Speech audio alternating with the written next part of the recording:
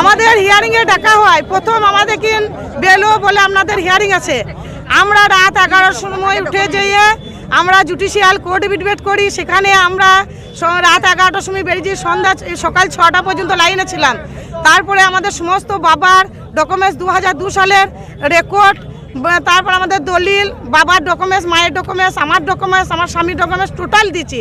তারপরে court debate করার পর আমরা হিয়ারিংয়ে যাই।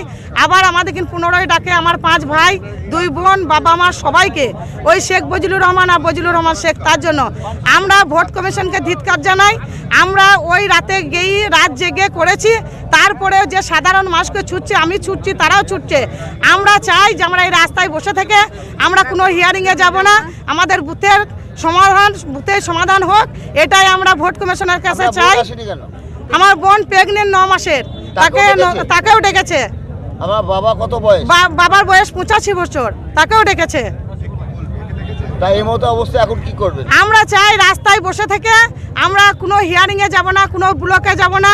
রাত 8টার সময় বাড়ি আসছি আমরা হিয়ারিং থেকে। কোন জায়গায় অবরোধ? এটা কেতুগ্রাম 1 ফুটিসাঁকো চৌরাস্তায় আমরা পথ অবরোধটা করেছি। আমরা সকল কেতুগ্রাম 1 বাসীর তরফ থেকে আমরা বলতে চাই, কোনো ভাই বোন আমরা হিয়ারিংয়ে যাব না।